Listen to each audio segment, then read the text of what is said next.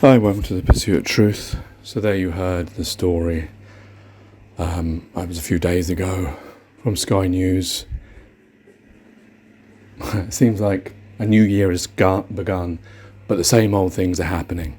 And this isn't like an attack on Israel or whatever, because it doesn't matter. It doesn't matter which tag is attached. This happens throughout many different countries. Good, bad, indifferent, whichever side you look upon, whichever side you've been brainwashed to follow. They all, at some point, do these things because they all believe that war is justifiable. We have programmed ourselves to believe that it's okay to kill each other if there is a cause. And I get it, in the world that we live in, sometimes there is a reason for that.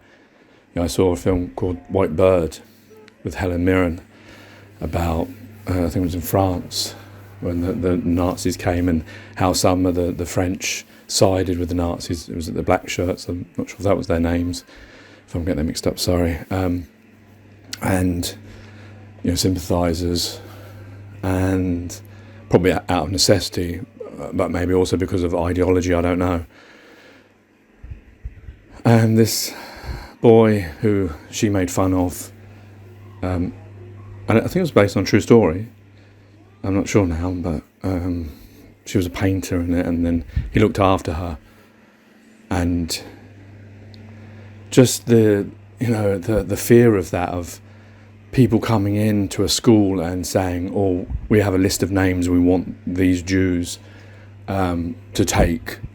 How fearful that is, and I guess we often forget that, but it's happening still as we celebrate like New Year's and think that, oh, it's a new year now and things are going to be better and whatnot. But yeah, it's all the same. In a few months' time there'll be another conflict, or there'll be another war, and this, that and the other, and propaganda from whichever side will be telling you believe this way and you believe that way, and wherever you're born you'll believe that propaganda because you live in that place, or maybe you've got no choice but to believe it. And if you say anything against it, then it's like, why are you saying something against it? As if truth is not debatable. But it's just this story, I know I'm waffling on, you're going to hear it, about this poor baby wrapped, in its blue shawl. It's so small, and it died of hypothermia while its twin is struggling with sepsis. This is the world we live in. This is the choices that we make.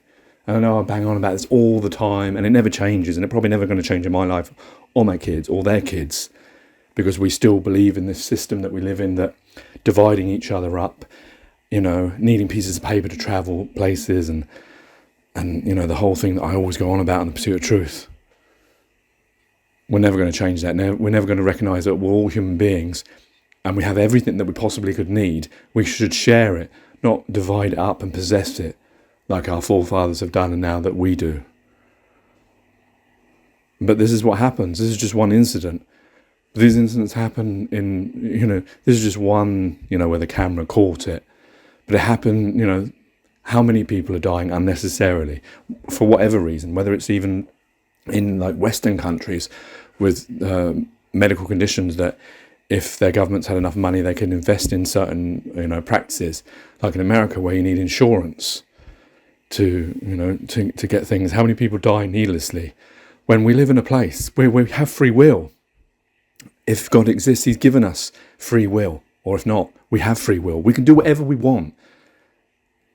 All that restrains us is ourselves and the problem of us doing something because it's been done.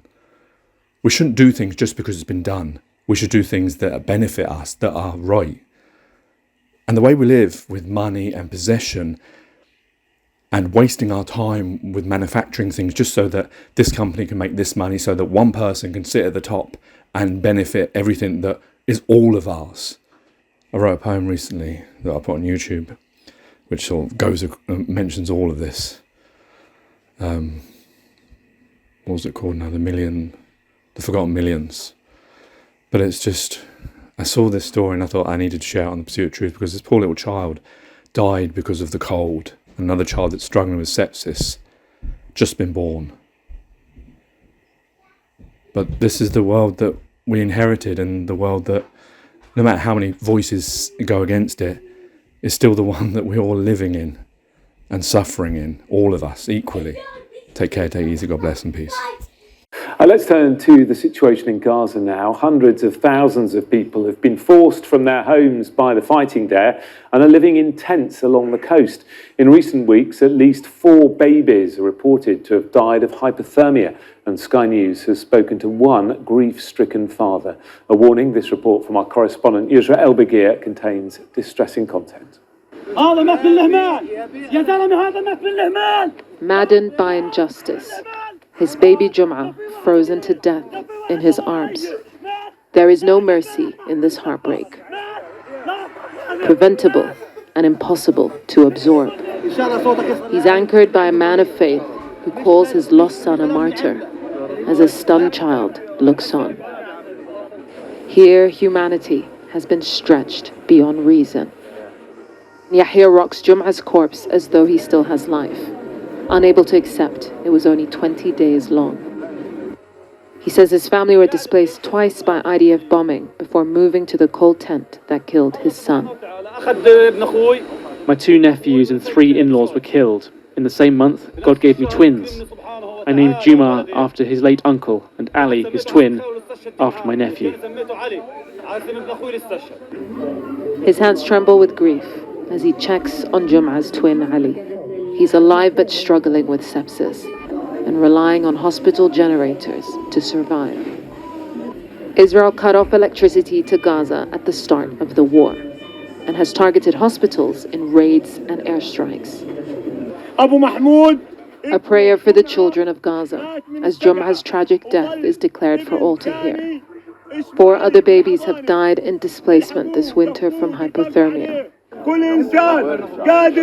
Every human, warm yourselves, warm your children. Jamal froze to death. He died from the cold. Where is the solidarity and the support? Jum'a's small shroud sits at the feet of an elder, out in the open for the older children to see. Still held by his helpless father, a symbol of Israel's siege. Yusra El-Bagir, Sky News.